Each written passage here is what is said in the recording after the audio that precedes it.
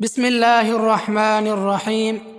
السلام علیکم ورحمۃ اللہ وبرکاتہ۔ میرے پیارے بھائیوں اور بہنوں، آج ہم ایک ایسے دن کے بارے میں بات کرنے جا رہے ہیں جس کا ہم سب کو بے چینی سے انتظار ہوتا ہے۔ وہ دن جسے ہم عید الفطر کہتے ہیں۔ لیکن سوال یہ ہے، کیا عید صرف نئے کپڑے پہننے کا نام ہے؟ کیا عید صرف کھانے پینے اور خوشیاں منانے کا نام ہے، یا عید کا کوئی گہرا پیغام بھی ہے؟ آج ہم جانیں گے کہ عید کی حقیقت کیا ہے، اس کے فضائل کیا ہیں، اور ہمیں اس دن کیا کرنا چاہیے۔ نمبر 1، عید الفطر کیا ہے؟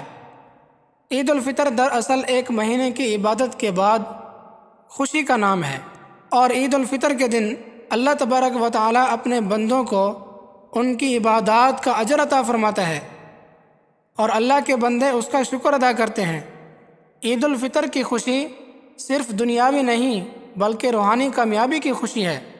نمبر 2، عید الفطر کے فضائل کیا ہیں؟ اللہ تبارک و تعالی کی طرف سے انعام کا دن ہے۔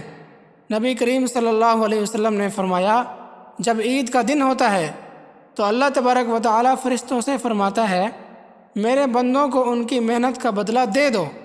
اور اللہ تبارک و تعالی فرماتے ہیں کہ جتنے لوگ بھی آج کے دن عید پڑھنے آئے ہیں، جا کے لوگوں میں اعلان کر دو کہ آج کے دن تمہاری بخشش ہو چکی ہے۔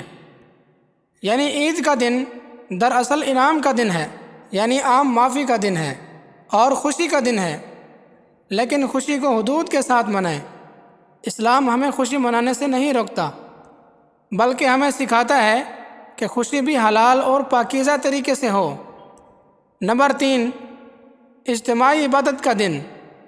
عید کی نماز ہمیں یہ سکھاتی ہے کہ ہم سب برابر ہیں، امیر اور غریب میں کوئی فرق نہیں، سب ایک صف میں کھڑے ہو کر اللہ تبارک و تعالیٰ کے سامنے جھکتے ہیں۔ نمبر 4، عید کے دن مسنون اعمال۔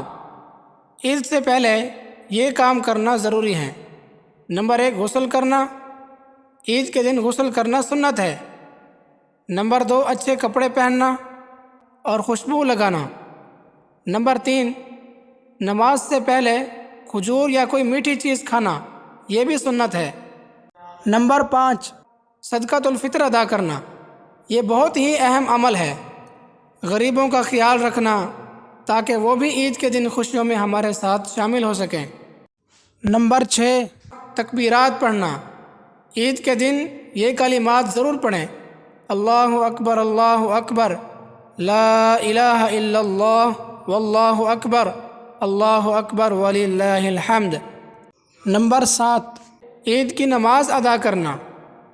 عید کی نماز ہر مسلمان پر واجب ہے اور یہ جماعت کے ساتھ ادا کی جاتی ہے، اس لیے عید کی نماز ترک نہیں کرنی چاہیے بلکہ اہتمام کے ساتھ پڑھنی چاہیے۔ عید کا اصل پیغام۔ عید کا اصل پیغام یہ ہے کہ ہم اللہ تبارک و تعالیٰ کے شکر گزار بندے بن جائیں، اس لیے کہ رمضان گزارنے کی اللہ تبارک و تعالیٰ سے ہمیں توفیق ملی ہے، اور یہ عید اللہ تبارک و تعالیٰ کا بہت بڑا انعام ہے۔ عید ہمیں یہ سبق دیتی ہے کہ رشتے جوڑو، ناراضگی ختم کرو، دل صاف کرو، اور غریبوں کا خیال رکھو۔ اصل عید اس وقت ہوتی ہے کہ جب آپ کسی غریب کو خوش کر دیں، کسی یتیم کے چہرے پر مسکراہٹ لائیں، اور عید ہمیں یہ پیغام دیتی ہے کہ ہم تقوی کو برقرار رکھیں۔ رمضان ختم ہو گیا لیکن عبادت ختم نہیں ہونی چاہیے، نماز نہیں چھوڑنی چاہیے۔ اصل کامیاب وہ ہے جو رمضان کے بعد بھی نیک عمل کرتا رہے۔ عید کے دن ہونے والی غلطیاں۔ عید کے دن بے پردگی زیادہ ہوتی ہے، لوگ فحش گانے سنتے ہیں، نماز چھوڑ دیتے ہیں، فضول خرچی کرتے ہیں۔ یاد رکھیں، عید کا دن صرف خوشی کا دن ہے، گناہ کا دن نہیں ہے، اس لیے ان تمام کاموں سے گریز کریں۔ عید کیسے منائیں؟ صبح جلدی اٹھیں، عید کی تیاری کریں، والدین سے دعائیں لیں، رشتہ داروں سے صلح کریں، غریبوں کی مدد کریں، صدقۃ الفطر ادا کریں۔ بہت سے ایسے لوگ ہیں جن کو عید الفطر کا طریقہ نہیں آتا، اس لیے جب وہ نماز پڑھتے ہیں تو ایک دوسرے کو دیکھ رہے ہوتے ہیں، یا پھر علم نہ ہونے کی وجہ سے امام جب زائد تکبیریں کہتا ہے تو رکوع میں چلے جاتے ہیں۔ تو سب سے پہلے آپ عید کا طریقہ سمجھیے۔ عید نماز پڑھنے کا طریقہ یہ ہے کہ جب امام تکبیر تحریمہ کہے تو مقتدی بھی اس کے ساتھ تکبیر تحریمہ کہیں۔ اس کے بعد امام 3 زائد تکبیریں پڑھے گا، اللہ اکبر کہے گا، ہاتھ اٹھائے گا اور ہاتھ چھوڑ دے گا۔ تو آپ نے بھی امام کے ساتھ ہاتھ چھوڑ دینے ہیں۔ پھر امام اللہ اکبر کہے گا، ہاتھ اٹھائے گا اور ہاتھ چھوڑ دے گا، آپ نے بھی ایسے ہی کرنا ہے۔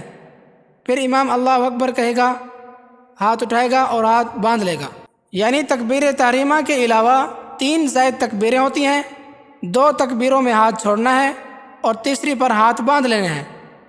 پھر امام قرات کرے گا، رکوع میں جائے گا، سجدہ کرے گا، پھر قیام کے لیے کھڑا ہوگا۔ یہ رکعت مکمل ہو گئی۔ اب جب امام دوسری رکعت شروع کرے گا اس میں پہلے امام قرات کرے گا، پھر وہی 3 زائد تکبیریں۔ امام اللہ اکبر کہے گا، ہاتھ اٹھائے گا اور ہاتھ چھوڑ دے گا، پھر دوسری تکبیر پڑھے گا، ہاتھ اٹھائے گا، پھر ہاتھ چھوڑ دے گا، پھر تیسری تکبیر کہے گا اور ہاتھ چھوڑ دے گا، پھر چوتھی تکبیر کہنے کے ساتھ ساتھ رکوع میں چلا جائے گا۔ آپ نے بھی ساتھ ساتھ رکوع میں چلے جانا ہے۔ پھر رکوع کرے گا، اس کے بعد سجدہ، پھر التحیات۔ اس طرح عید کی نماز مکمل ہو گئی۔ یہ نماز مکمل کرنے کے بعد امام خطبہ پڑھے گا، پھر امام دعا کروائے گا، پھر سب لوگ امام کے ساتھ دعا مانگیں، اللہ تبارک و تعالیٰ سے اپنی حاجات مانگیں۔ اللہ تبارک و تعالیٰ سے دعا ہے ہم سب کو عمل کرنے کی توفیق عطا فرمائے۔ اگر آپ کو یہ ویڈیو اچھی لگی ہو تو لائک کریں، کمنٹ کریں، دوستوں کے ساتھ شیئر کریں تاکہ دوسرے لوگوں کو بھی فائدہ ہو۔ جزاک اللہ۔